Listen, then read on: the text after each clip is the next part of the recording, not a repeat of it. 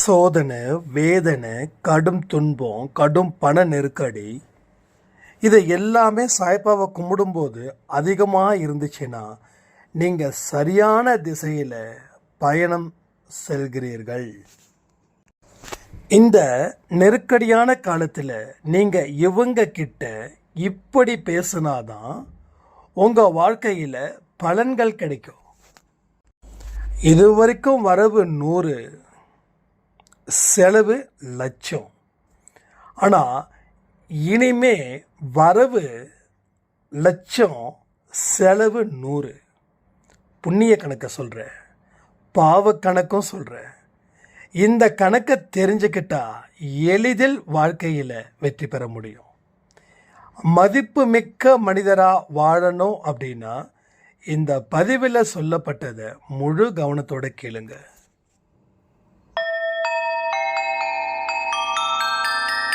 ஓம் சாயிரா சாயிரா, ஓம் சாயிரா சாயிரா, ஓம் சாயிரா சாயிரா, அன்பே சாயிரா, பேரன்பே சாயிரா, அகிலம் தளிக்க ஆத்மா விழிக்க அனுதினம் சாயிரா, எங்கள் அன்பே சாயிரா.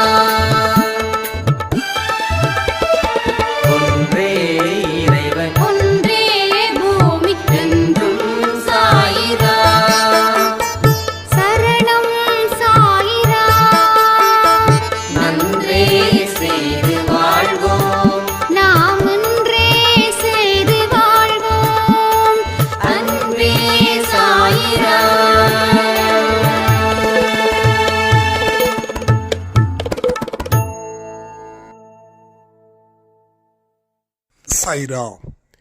என் உயிரின் உயிரானவர்களே, நடக்கக்கூடிய ஒவ்வொரு விஷயத்தையும் பார்க்கும்போது எனக்குள்ள பயந்து நடுங்கி நான் செத்துக்கிட்ட இருக்கிறது போல ஒரு ஃபீல் ஆகுது. என்னுடைய கர்ம பலன்களை நான் பல வருஷமா அனுபவிச்சுட்டு தான் இருக்க. ஆனாலும் இது ஒரு முடிவுக்கு வரல. கடவுள் இருக்கிறாரு, அன்போட இருக்கணும், எல்லார்கிட்டையும் நல்ல குணத்தோட வாழணும் அப்படின்றதெல்லாம் நான் மனப்பூர்வமா ஏத்துக்கிறேன். நான் அப்படிப்பட்ட ஒரு சூழ்நிலையை தான் இங்க வாழ்ந்துகிட்டு இருக்கேன். இதான் உண்மையும் கூட. பிறருக்கு கூட எந்த துன்பத்தையும் நான் கொடுக்கல, மனதளவுல கூட. அப்படி இருந்தும் என் வாழ்க்கையில் ஏன் இவ்வளவு பெரிய தடுமாற்றமும் நெருக்கடியும் ஏற்படுது? என்ன கடவுள் காப்பாற்றுவாரா? நான் என்ன செஞ்சாலும் கடவுள் ஏற்றுக்க மாட்டாரா என் வாழ்க்கையை மாற்ற அப்படின்னு ஒரு சாய்ராமுடைய பெரிய கேள்வி. இப்படிப்பட்ட மனநிலை உங்களுக்கு இருந்துச்சுன்னா நீங்கள் கமெண்ட் பண்ணுங்க. இதற்கு உண்டான பதில் நிச்சயமா இந்த பதிவில் உங்களுக்கு கிடைக்கும். ஒரு விஷயத்தை செய்யும்போது மனப்பூர்வமாக செய்யணும்.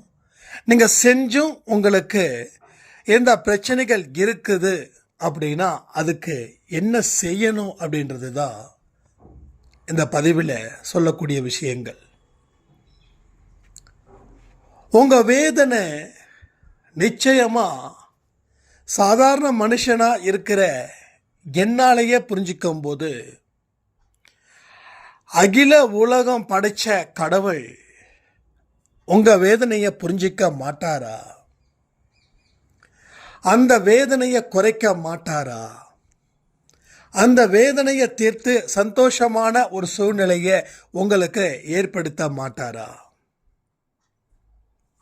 நிச்சயமா எல்லாம் அவரால் முடியும், எல்லாம் கூடும் அவரால். உங்களுக்கு தேவையானத ஒரு சின்ன குறைய கூட உங்களுக்கு கொடுக்க மாட்டார்.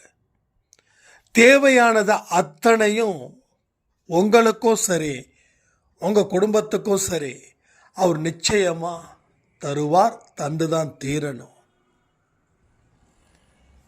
நியாயம் செய்பவன் வாழ்க்கையில் என்னைக்குமே ஜெயிப்பான்.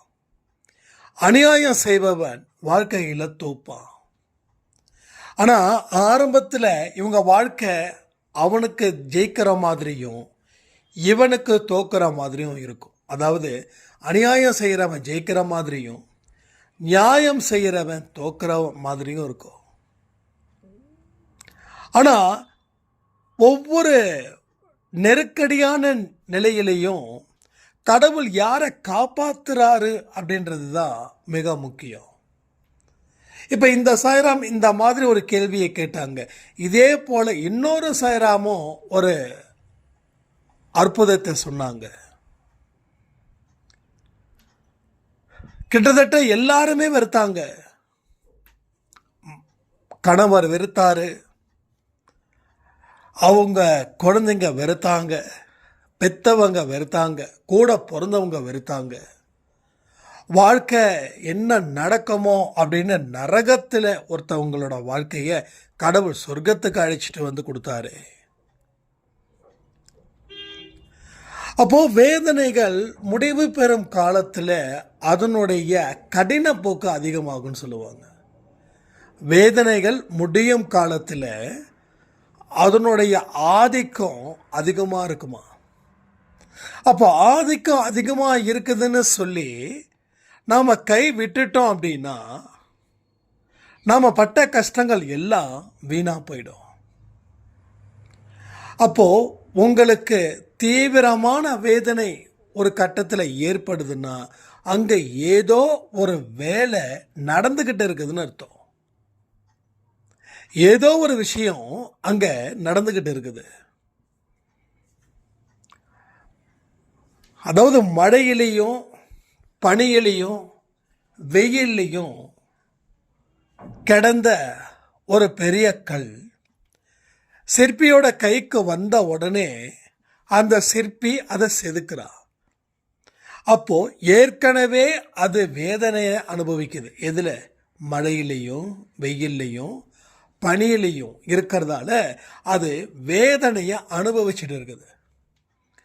அப்போ இன்னும் அதுக்கு நரக வேதனை ஏற்படுது. ஏன்னா சிற்பி செதுக்குறா.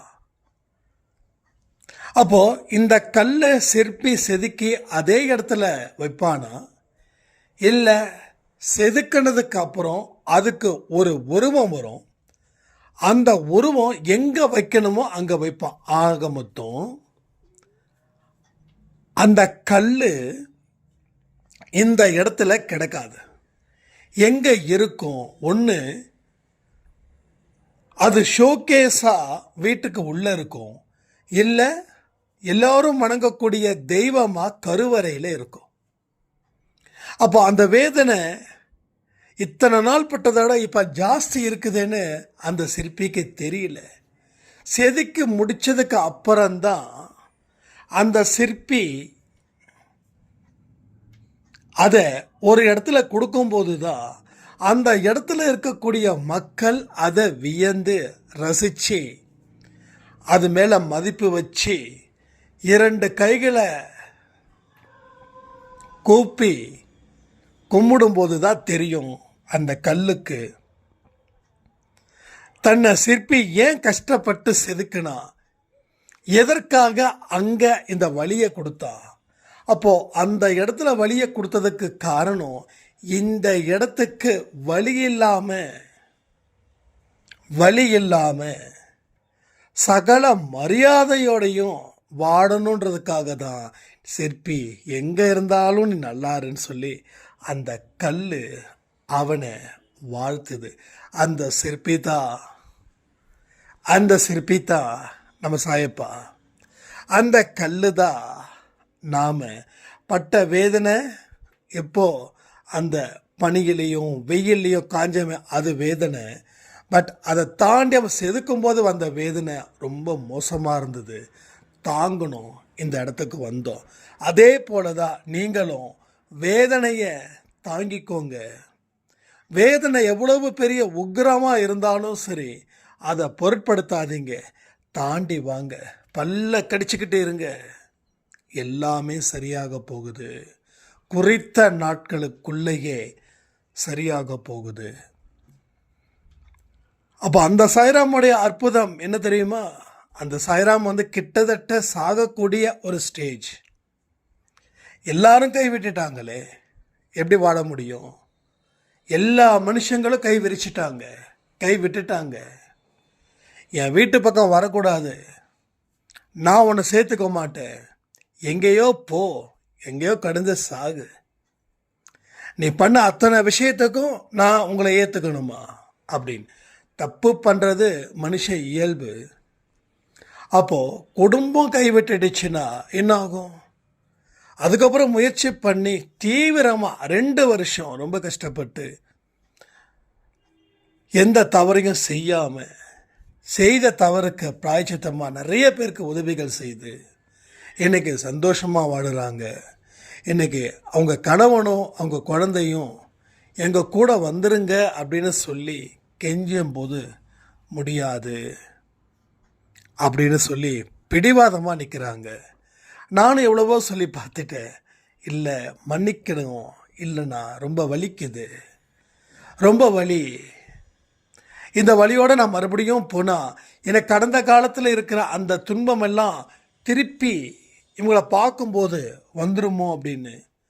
கொஞ்சம் மாதம் வெயிட் பண்ணுங்க, கண்டிப்பாக என்னோடய மனநிலை கடவுள் சரி பண்ணட்டும், நான் போகிறேன் அப்படின்னாங்க. ஸோ எந்த மனுஷனாலையும் முடியாது அப்படின்றது எதுவுமே இல்லை. அந்த மனுஷன் சாயப்பா பக்கம் இருக்கும்போது நீங்களும் சாயப்பாவோட குழந்தையா சாயப்பாவோட பக்கமாக தான் இருக்கீங்க. அதனால சொல்கிற உங்கள் வேதனைகள் எவ்வளவு எக்ஸ்ட்ரீம் ஆனாலும் அந்த எக்ஸ்ட்ரீம் ஆனதுக்கு கடவுளுக்கு நன்றி சொல்லுங்கள். இந்த வலியை தாங்கிக்கணும் சாயப்பா, நீ இருக்கிறத உறுதிப்படுத்துகிற, ஏதோ ஒரு வகையில் எனக்கு உறுதிப்படுத்து அப்படின்னு சொல்லி கேளுங்க.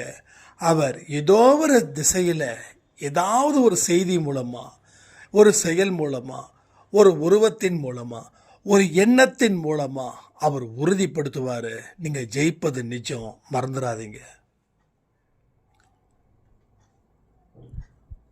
அப்போ நம்ம வேதனையில் இருக்கும்போது பலர் எதிர்மறை எண்ணங்களை நம்ம மேலே திணிப்பாங்க. நம்ம சந்தோஷமாக இருக்கும்போது ஒரு கூட்டம், கீழே விழும்போது ஒரு கூட்டம். கீழே விழுந்தவனை எழுந்திருக்க எந்த மனுஷனும் வரமாட்டா. கீழே விழுந்தா அவன் மேலே தான் விடுவாங்க. எங்கேயாவது ஒரு கூட்டத்தில் ஒரு தள்ளுமுள்ளு நடக்குதுன்னா உயிரை காப்பாற்றிக்க தான் முயற்சி பண்ணுவாங்களே தவிர அடுத்தவங்க உயிரை காப்பாற்றணும்னு முயற்சி பண்ண மாட்டாங்க. கீழே விழுந்துட்டோம் அப்படின்னா முடிஞ்சிருச்சுன்னு அர்த்தம். கீழே விழுந்த உடனே எழுந்திருச்சிடணும். அப்போது எல்லாமே தங்களை காப்பாற்றிக்க தான் ஓடுறாங்க. உங்களை கீழே விழுந்துட்டோமே அப்படின்னு சொல்லி பிடிச்சு எழுப்பி விடுறவங்க சிலராக தான் இருக்க முடியும். நான் எல்லாரையும் அப்படிப்பட்ட மனுஷன்னு சொல்ல முடியாது. அப்போது பலர் நீங்கள் விழுந்தாலும் விடலனாலும் கவலையே இல்லை. அப்போது மனுஷங்க மூலமாக கிடைக்கக்கூடிய உதவிகள் கிடைக்கலனா நமக்கு வலி அதிகரிக்கும். 2வது உதவி கிடைக்கலனாலும் உபத்திரம் செஞ்சுக்கிட்டு இருப்பாங்க. நம்ம மனசை காயப்படுத்திக்கிட்டோம், அதை ரசிச்சுக்கிட்டோம் இருந்துக்கிட்டே இருப்பாங்க. அப்போ இது அவங்களுடைய இயல்பு, அவங்க தன்மை, அவங்க அப்படித்தான் இருப்பாங்க. அவங்களுக்கு தெரிஞ்சதை அவங்க சிறப்பாக செய்கிறாங்க. உங்களுக்கு தெரிஞ்சதை நீங்கள் சிறப்பாக செய்யுங்க. என்ன பண்ணணும்? உங்களுக்கு தெரிஞ்சதெல்லாம் ஒன்றா தான் இருக்கணும். ஒரு பக்கம் கடவுள், இன்னொரு பக்கம் உங்கள் வாழ்க்கை. இந்த 2 தாண்டி வேறு எதுலேயும் உங்கள் மனசை கொண்டு போய் சேர்க்காதீங்க. சேர்த்துட்டா இந்த 2மே உங்களுக்கு இல்லாமல் போயிடும். ஒரு கண்ணு சாயப்பா, இன்னொரு கண்ணு உங்கள் வாழ்க்கை. அந்த கண்ணு மூலமாக தான் பார்வை அங்கே இங்கே போகுது. அதாவது சாயப்பா மூலமாக ஒரு வழி பிறந்து அது வாழ்க்கை மூலமாக வெளியேறுது. அப்படி இருந்துட்டா ப்ராப்ளம் இல்லை. ஆனால் இந்த 2ம் இல்லை. அப்போ மற்ற மனுஷங்க மூலமாக நீங்கள் பாதிக்கப்படுறீங்க அப்படின்னா அது இன்னும் பெரிய அளவில் தொல்லையும் கொடுக்கும், தொந்தரவும் கொடுக்கும், கஷ்டத்தையும் கொடுக்கும், அதன் மூலமாக பாதிப்பையும் கொடுக்கும். அந்த பாதிப்பு தீராத தீராத ஒரு விஷயத்தையும் அது ஏற்படுத்துன்றத நீங்கள் மறக்காதீங்க. எந்த சூழ்நிலையிலும் யார் என்ன சொன்னாலும் அவங்கள ரெஸ்பான்ஸ் பண்ணாதீங்க. பெயரளவுக்கு காதில் கேட்டுக்கோங்க. ஏன்னா நீங்கள் காதில் கேட்காம போனால் அது இன்னும் காதில் விடுற மாதிரி செய்வாங்க. சில இடத்துல தலையாட்டிகிட்டே போகிறது இல்லையா, அது மாதிரி உங்களை அவங்க டார்கெட் பண்ணணும் அப்படின்னு நினைக்கல, ஆனாலும் அவங்க கருத்தை உங்கள் மேலே வைக்கணும் அப்படின்னு நினைக்கிறாங்க. அப்போ நீங்கள் அவங்களுக்கு அதற்கு உரிய வகையில் நீங்கள் கோஆப்ரேட் பண்ணல அப்படின்னா அவங்க உங்களை தாண்டி பிறர்கிட்டையும் சொல்வதற்கு ஒரு வாய்ப்பாக அமைஞ்சிடும். அப்போது அவங்க என்ன கருத்துக்கள் சொன்னாலும் அதை இந்த காதில் வாங்கி அந்த காதில் விட்டுடுங்க. எந்த ஆர்கியூமெண்ட்டும் பண்ணாமல் சிரிச்ச முகத்தோடு கடந்து போக முயற்சி பண்ணுங்க. அதுதான் இப்போதைக்கு உங்களுக்கு நல்லது. நீங்கள் அப்படி போனால் மட்டும்தான் கடவுள் சொல்லக்கூடிய விஷயத்தை நீங்கள் செய்ய முடியும். தேவையில்லாத விஷயங்கள் மூலமாக உங்கள் மனசு மீண்டும் மீண்டும் பாதிச்சுதுன்னா உங்களுக்கு நான் இவ்வளவு தூரம் செய்கிறேன், எனக்கு எதுவுமே நடக்கலைன்னு கேட்கக்கூடிய இதில் தான் நீங்கள் இருப்பீங்க. இப்போ இந்த சாய்ராமுடைய விஷயமும் அப்படி தான். இந்த சாய்ராம் சொல்லக்கூடிய பாயிண்ட் பண்ணக்கூடிய விஷயம் என்ன தெரியுமா? இவ்வளவு தூரம் நான் கஷ்டப்படுறேன், கடவுள் என்னை சோதிக்கிறாரு. எங்கள் குடும்பத்தில் இருக்கிறவங்க அத்தனை பேர் நான் சொல்கிறது புரிஞ்சிக்காமல் என்னை திருப்பி திருப்பி பேசுகிறாங்க. நானும் திருப்பி திருப்பி அவங்கக்கிட்ட பதில் சொல்லிக்கிட்டே இருக்கேன். ஆனாலும் எந்த விதமான பலனும் இல்லை. ஏன்னா திரும்ப திரும்ப தேல் மாதிரி இது பண்ணிக்கிட்டே தான் இருக்காங்க, கொத்திக்கிட்டு தான் இருக்காங்க அப்படின்னு. அப்போது அந்த பாயிண்ட்டு தான் மிகப்பெரிய பாயிண்ட்டாக இருக்குது. அவங்க சொல்லுவாங்க, ஏன்னா அவங்களுக்கும் உங்கள் மேலே அக்கறை இருக்குது. ஏன்னா நீங்கள் தோற்று போயிருக்கீங்க. அப்போ தோற்று போகும்போது அவங்க சில பாயிண்ட்டை எடுத்து வைக்கத்தான் செய்வாங்க. நான் தான் அப்போவே சொன்னேன்ல, நான் சொல்லும் போதே நீ கேட்டிருந்தா இந்த பிரச்சனை வந்திருக்காது இல்லை அப்படின்னு. அப்போ திரும்பவும் நீங்கள் இல்லை இது இப்படி தான் அப்படின்னா திரும்பவும் நீங்கள் அவங்கக்கிட்ட மல்லு கட்டிட்டு தான் இருக்கணுமே தவிர அது உங்களுடைய வாழ்க்கையை பாதிக்குமே தவிர வேற எந்த விஷயத்துக்கும் அது உங்களுக்கு உதவி செய்யாது. இப்போ நம்ம செய்யக்கூடிய எல்லா விஷயமும் உதவி செய்யணும் நமக்கு. அப்போ தான் நமக்கு ஒரு சின்ன சின்ன வழிகள் மூலமாக நம்ம பெரும் பாதையை அடையலாம். அப்போது சின்ன வழிகளே நம்மளால் போகிறது கடினமாக இருக்குது. அப்போ எப்போ பெரும் பாதையை நம்ம அடைய முடியும்? அப்போ அதுக்கு ஏன் இவ்வளவு பெரிய சிக்கல்கள் வந்திருக்குதுன்னா அதுக்கு காரணம் இதுதான். ஆக மொத்தம் அடுத்தவங்க கிட்ட மல்லு கட்டி பேசுறது, விவாதம் செய்கிறது எதுவுமே வேண்டாம். நீங்கள் வெற்றி அடைஞ்சதுக்கு அப்புறம் கூட அதை செய்யாதீங்க. ஏன்னா எதை நீங்கள் செய்கிறீங்களோ அது உங்கள் வாழ்க்கையை உண்டு இல்லைன்னு ஆக்கிடுது. நல்லது செஞ்சால் நல்லது கிடைக்குது, கெட்டது செஞ்சால் கெட்டது கிடைக்குது. நீங்கள் வாழ்க்கையில் ஜெயிச்சிட்டீங்க.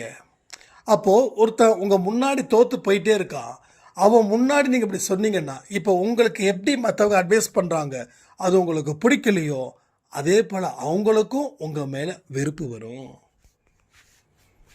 அப்போது நமக்கு எப்படி கஷ்டம் வந்ததோ அதே போல் தான் பிறருக்கும் உங்கள் மூலமாக கஷ்டம் வரும். எப்போது நீங்கள் வெற்றி அடையும் போது நீங்கள் உங்கள் கருத்துக்களை மற்றவங்க கிட்ட திணிக்கப்படுற நேரத்தில் அந்த வருத்தம் வரும். அப்போது அது ஒரு பெரிய பிரச்சனையாக மாறும். அப்போ நமக்கு என்ன தோணும்? நான் நல்லது தான் செஞ்சேன், ஆனால் எனக்கு இப்படிப்பட்ட சர்டிஃபிகேட். உங்களை வலுக்கட்டாயமாக எனக்கு உதவி செய்யி நான் என்ன பண்ணலாம் அப்படின்னு கேட்டால் நம்ம சொல்லலாம். அப்போ கூட நம்ம கருத்தை திணிக்கக்கூடாது. இதுதான்ப்பா இப்படி நீ செய்ய அப்படின்னு சொல்லி விட்டுருணும். அதை தாண்டி இல்லை நான் தான் அப்போவே சொன்னேன்ல நீ ஏன் செய்யாமல் இருக்கன்னு சொல்லி நம்ம மற்றவங்களை காயப்படுத்திக்கிட்டே இருப்போம். இதன் மூலமாக வரக்கூடிய எதிர்வினை பாருங்கள் எப்படிலாம் வருது பாருங்கள். நல்லது செஞ்சாலும் எதிர்வினை வருதுன்னு சொல்கிறாங்களே அது இதுதான். ஒருத்தவங்க அவங்களுக்கு தேவையானதை கேட்டால் தேவையானதை கொடுங்க. அவங்களுக்கு தேவைன்னு உங்களுக்கு தெரியுது, ஆனால் அவங்களுக்கு தெரியல. அப்போது நீங்கள் அவங்களுக்கு கேட்காமலே கொடுத்தா, நீங்கள் தேவையானதை கொடுத்தாலும் அது தேவையில்லாததாகவே மாறி மறுபடியும் அது உங்களையே வந்து பாதிக்கும். ஏன்னா கடைசியில் நீங்கள் தான் உங்கள் மனசை காயப்படுத்துவீங்க. இன்றைக்கி காலையில் வெற்றி நிச்சயம் சாயும் சத்தியத்தில் என்ன பேசணும்? உதவி எனக்குள்ளே செய்யணும் அப்படின்னு சொல்லி பேசணும். இப்போது இந்த உதவி இருந்தால் தான் நீங்கள் வெற்றிகரமாக வாழ முடியும். அப்போது மற்றவங்க விஷயத்தில் நீங்கள் மூக்க நுழைக்கும் போது மூக்கடிப்படுவீர்கள். அப்போ உங்கள் மனசை என்றைக்குமே காயப்படுத்தாதது போல் ஒரு பூ போல் அதை ஹேண்டில் பண்ணணும். பூவை வந்து கசக்கிறவன் சைக்கோ. பூ வந்து பிச்சு போடுறாங்களே, அவங்கக்கிட்ட ரொம்ப எச்சரிக்கையாக இருக்கணும். குழந்தைங்க பூவை பிச்சு போட்டால் கூட குழந்தைங்க கிட்ட பூவோட அழகையும் பூவோட தன்மையையும் சொல்லி புரிய வைக்கணும். குழந்தைங்களோட கேரக்டர்ஸே அங்கே தான், அதை சரி பண்ணணும். அப்போ குழந்தையாக இருக்கும்போது பூவை கசக்கிறாங்கன்னு சொல்லி ஃபீல் பண்ணக்கூடாது. அதே பெரியவனானதுக்கப்புறம் அந்த பூவை வந்து கண்ணா பின்னான்னு பறித்து போட்டு அதை கசக்கி போடுறதுன்றது அந்த குழந்தையோடைய மனதில் இருக்கக்கூடிய ஒரு வேறு ஒரு குணத்தை அது காட்டுது. புரியுதா? இப்போ மென்மையாக உங்கள் குழந்தை ஹேண்டில் பண்ணணும் அப்படின்னா நீங்கள் அதை பற்றி தெரிஞ்சாதான். அப்போ அந்த குழந்தை சில விஷயத்தை செய்யும்போதே நீங்கள் அந்த குழந்தைய கண்டிக்கக்கூடாது, நியாயத்தை சொல்லணும், அதை அன்போடு சொல்லணும், பண்போடு சொல்லணும். அப்போ நம்ம மனசும் ஜஸ்ட் லைக் தட் பூ மாதிரி தான். அதை கசக்காதீங்க, அதை பிடியாதீங்க, அது அதனுடைய போக்குக்கு விடுங்க. அது மிகப்பெரிய அளவில் கொண்டு போய் சேர்க்கும். அதை காயப்படுத்தி கட்டாயப்படுத்தி ஒரு விதமான நெருக்கடியை அதுக்கு நீங்கள் கொடுக்க ஆரம்பிச்சிட்டா அது உங்களை போட்டு திருப்பி தாக்கும். செவுத்தில் பாலை போட்டால் அந்த பால் உங்களையே வந்து அட்டாக் பண்ணுறது போல். அதனால தான் சொல்கிறேன், ரொம்ப எச்சரிக்கையாக இருந்தால் நல்லா வாழ்ந்துடலாம். ஒரு தடுப்பு செவரை தாண்டி போனால் பிரச்சனைகள் அதிகரிக்குது. தடுப்பு செவரு போட்டதுக்கு காரணமே அந்த பக்கம் போகக்கூடாதுன்னு தான், அது நம்ம இடம் இல்லைன்னு தான். அப்போ அதை தாண்டி போனால் என்ன ஆகும்? எதிர்வினையை வந்து நீங்கள் ஆற்ற வேண்டிய நிலை வரும்.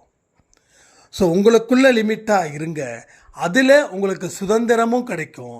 ஆனால் அடுத்தவங்க இடத்துல நீங்கள் போனீங்க அப்படின்னா அது எந்த இடத்துலையும் எதுவும் கிடைக்காம போயிடும்.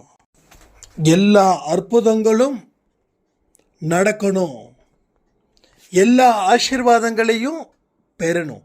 இதுதான் சாயப்பாவோட குழந்தைங்களுக்கு தேவையாக இருக்கக்கூடிய வார்த்தையாக இருக்கணும்.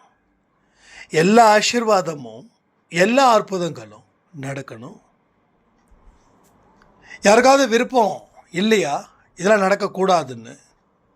அப்போ விருப்பம் இருக்கிறவங்க அமைதியான முறையில் போராடணும். ஒரு வெற்றி அடைஞ்சா கூட அந்த வெற்றி உங்களால் தான் பெறப்பட்டதா அப்படின்னு மற்றவங்க ஆச்சரியப்படுற அளவுக்கு நீங்கள் தன்னடக்கத்தோடையும் அடக்க ஒடுக்கத்தோடையும் இருக்கணும். ஏன்னா இந்த வெற்றி வந்து அவரால் உருவாக்கப்பட்டது. அப்போ வெற்றிக்கு நம்ம எந்த அளவுக்கு அமைதியாக இருக்கோமோ அதே போல் தோல்விக்கும் நாம் அமைதியாகவே இருப்போம். ஆட்டம் ரொம்ப ஆடிட்டோம் அப்படின்னா கீழே விழுந்துடுவோம். நிறைய பேர் பாருங்களேன், ரொம்ப ஆடுவாங்க. அப்போ ஒரு ஸ்டேஜில் என்ன ஆகும், ஆட்டத்தை ஓவராக ஆடுறதால கீழே விழுந்துடுவோம். அப்போது நாம் கை உயர்ந்து இருக்குதுன்றது உண்மை, அது கடவுள் மூலமாக உயர்ந்து இருக்குதுன்ற எண்ணம் வந்தவன் ஆட மாட்டான். அப்படி இல்லாதவன் ஆடுவான். உடனே அந்த கை, நீ வந்து மேலே அந்த கை இருந்ததால தானே உனக்கு ஆட்டம். அந்த கையே இல்லாமல் போன நீ ஆடுவியா? அவ்வளோதான், முடிஞ்சிடுச்சு. அப்போது மற்றவங்க திருஷ்டியோ கண்ணோ வைக்க வேண்டாம். நாம் நம்மளை எப்படி பார்க்குறோமோ அதை பொறுத்து தான் நாம் நம்மளை வாழ வைக்கிறோமா இல்லை நாம் நம்மளை மட்டப்படுத்திக்கிறோமா அப்படின்றது. ஸோ எல்லாத்தையுமே திங்க் பண்ணி பாருங்களேன். எல்லாத்தையும் ஆழமாக திங்க் பண்ணுங்க. உங்களுக்கு நிறைய உண்மைகள் கடவுள் உங்களுக்கு முன்னாடி கொண்டு வந்து நிறுத்துவார். எல்லாத்தையும் பிரித்து காட்டுவார். சாயப்பா தன்னுடைய குழந்தைங்க கிட்ட நிறைய உண்மைகளை சொல்ல ஏகப்பட்ட முயற்சிகள் செய்வார். சில பேர் கடவுளே இல்லை அப்படின்னு சொன்னவங்க கூட நம்ம அன்பே சாயில வந்ததுக்கப்புறம் நிச்சயமாக கடவுள் இருக்கிறாருன்றதை நான் பரிபூரணமாக உணர்றேன் அப்படி நிறைய பேர், ஒருத்தவங்க 2 பேர்லாம் இல்லை, நிறைய பேர், எக்கச்சக்கமான பேர்.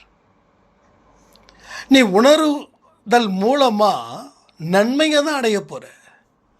கடவுளை உணராதவன் கெட்டதை நிறைய அனுபவிப்பான். ஏன்னா அவனுக்கு நீதி இல்லை, தர்மம் இல்லை, எதுவும் இல்லை. அவனுக்கு தேவை தான் சந்தோஷம். அப்போ அவன் நிறைய பாவத்தை தான் அந்த சந்தோஷமாக பெறுவான். நான் எல்லாரையும் சொல்லலை, முக்காவாசி பேரை சொல்கிறேன். அப்போ கடவுளை நினச்சி வாழ்கிறவன் பாவம் செய்கிறதுல பயப்படுவான், புண்ணியம் செய்கிறதுல சந்தோஷப்படுவான். ஏன்னா கடவுள் நல்லது செஞ்சாதான் இவனையும் இவன் குடும்பத்தையும் காப்பாற்றுவார். அந்த அடிப்படையில் இவன் நல்லது செய்வான். அப்போது அவனுக்கும் நல்லது, அவன் சுற்றி இருக்கிறவனுக்கும் நல்லது. யார்? நல்லவனால். கெட்டவனால் அவனுக்கும் ஆபத்து, அவன் சுற்றி இருக்கிறவனுக்கும் ஆபத்து. எனக்கு நான் ஆபத்தாக இருந்தால் சுற்றி இருக்கிறவனும் ஆபத்தில் சிக்குவான். நான் எனக்குள்ள நல்லவனாக இருந்தால் சுற்றி இருக்கிறவனும் நல்லவனாக இருப்பான். ஒரு குடிகார புருஷன் கடன் வாங்குறவன் அவனுக்கு அவன் கேடு விளைவிக்கிறது மட்டும் இல்லை, அவன் குடும்பத்துக்கே கேடு விளைவிப்பான். ஊர் பூரா கடனை வாங்கி ஒரு ஸ்டேஜில் ஒன்று இவன் வாழ்க்கையை முடிச்சுக்கிறான், இல்லை இவனோட ஆயுசு முடிஞ்சிருச்சுன்னு வச்சுக்கோங்களேன். அப்போது அந்த குடும்பத்தில் இருக்கிற அடுத்தவங்க யாரோ அவங்க தான் அதுக்கு ரெஸ்பான்ஸ் ஆகணும்.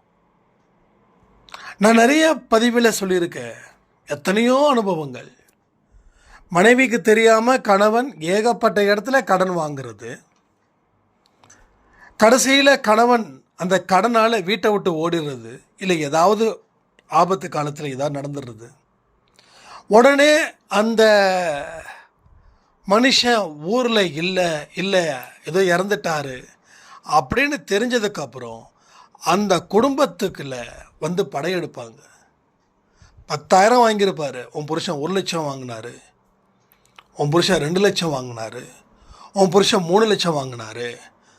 என்ன ஆதாரம்னா இந்த கையெழுத்து போட்டு கொடுத்துருக்காரு. அவர் வெத்து பேப்பரில் 10,000 வாங்கினதுக்கு கைரேகை போட்டு கொடுத்துருப்பார். இவன் எழுதியிருப்பான், ஒரு விஷயத்துக்கு முன்னாடி 1 லட்சம் ரூபா வாங்கினாரு, அப்படி வாங்கினாரு, இப்படி வாங்கினாருன்னு சொல்லி. சரிம்மா, உங்கள் கணவர் இல்லை, வேறு என்ன பண்ணுறது, அதனால் 1 லட்சம் கொடுக்க வேண்டாம், 50,000 கொடுங்க, வட்டி கூட வேண்டாம், அசலும் குறைச்சிட்டேன்னு சொல்லி அவன் தெய்வம் மாதிரி காட்டிப்பான்.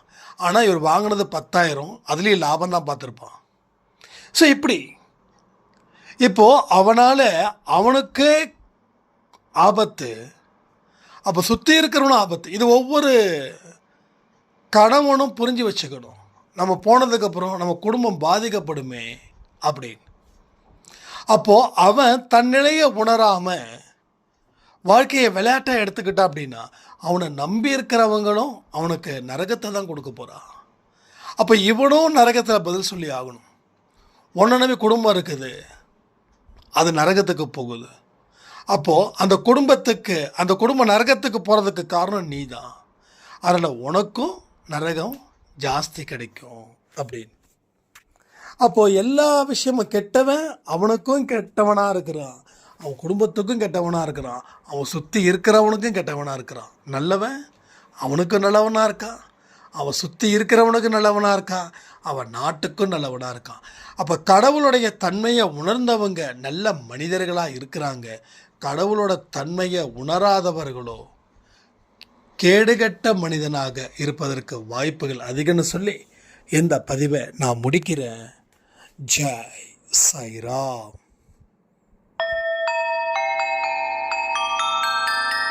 ஓம் சாயிராம். ஓம் சாயிராம்.